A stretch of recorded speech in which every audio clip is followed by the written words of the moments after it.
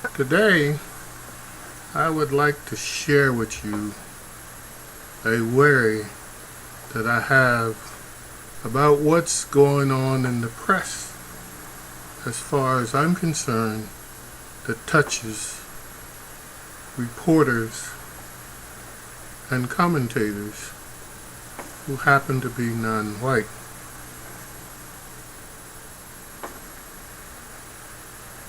I get regular reports from the Maynard Institute that lets me know when people of color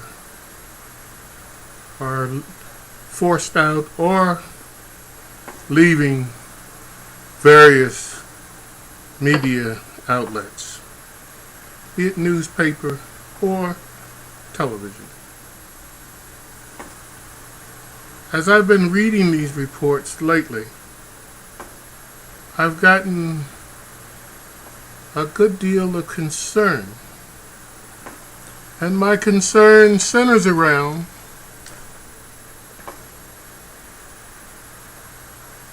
the fact that with these losses of so many people of color,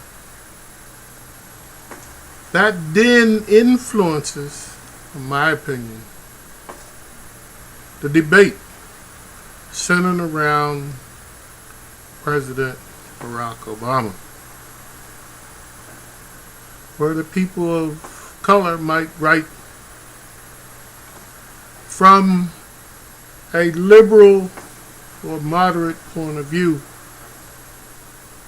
Their writings may not be fully appreciated by right-wing conservatives. So when I read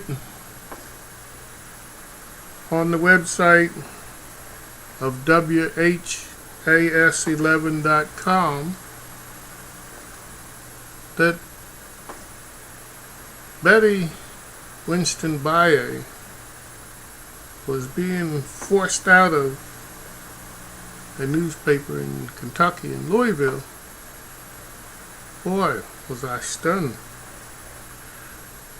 I was stunned because this lady is a Nieman Fellow. And Nieman Foundation is located at Harvard. They bring in all of these middle-level newspaper people from around the world. Some of the finest minds in the world.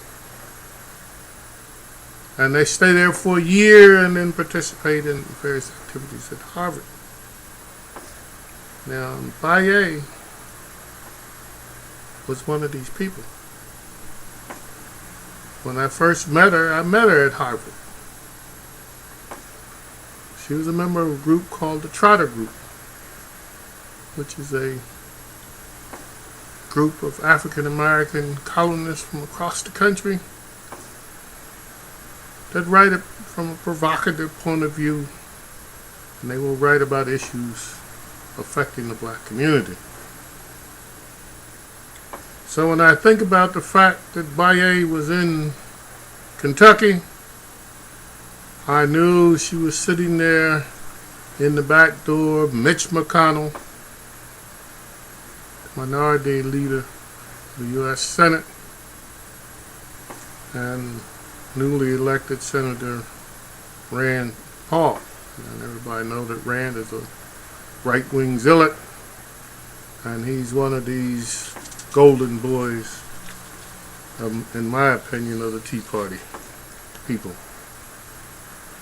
Now, if I just looked at the Baye situation in isolation, I wouldn't be quite as upset until just earlier, the previous week, I found myself being concerned about an issue with the National Newspaper Publishers Association, which is a linking of 200 African American papers, and they found themselves in a contest with Toyota, where Toyota wanted to cherry pick them and give ads to a certain group, which means that they would have dismantle this federation.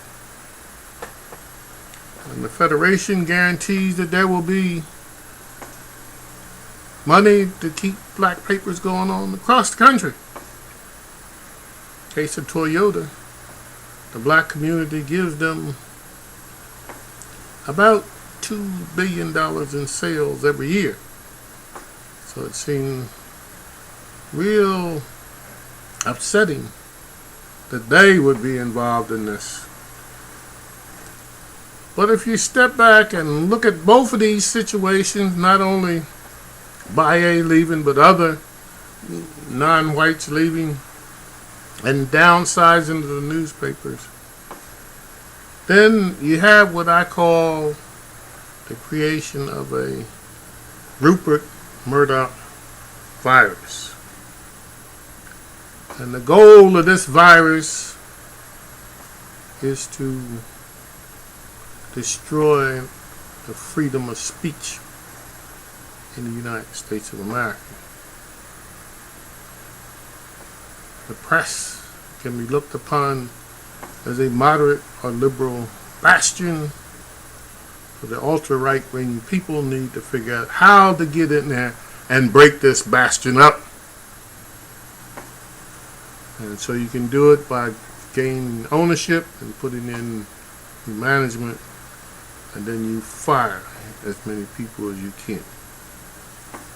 And the firing accomplishes two things. One, it gets rid of the so-called leaders, and two, it scares everybody else who's left not to go out and take provocative positions against the ultra-right wing. Now, when I think about this whole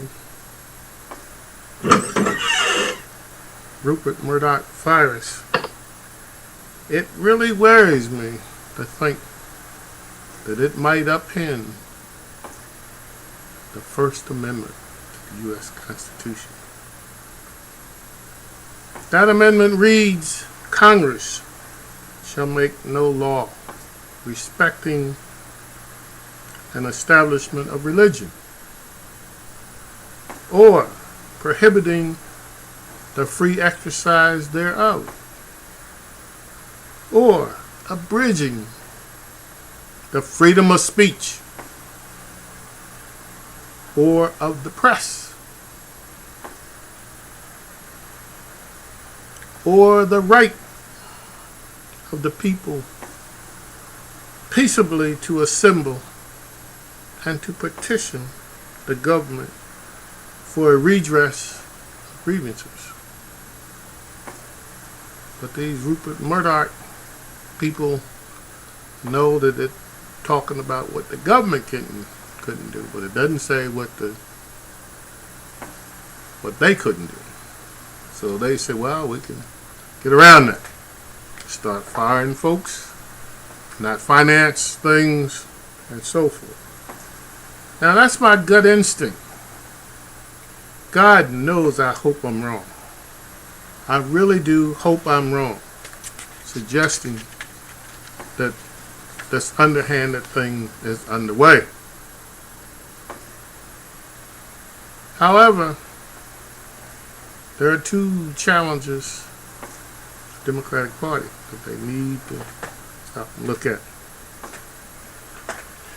The Democrats need to make certain that somehow these right-wing juggernauts, Republican right-wing juggernauts, do not get away with making moderate and liberal labels tantamount to political suicide. That would be against the spirit of the Constitution, freedom of speech, be able to bring out the issues and so forth. And the last one is, will the Republican Party be able to continue going along doing their ultra-conservative antics without the Democrats holding their feet to the fire and letting the John Q. public know that these ultra right-wing antics are nothing more than racism against non-whites. I thank you for taking the time to listen to me, and may God bless America.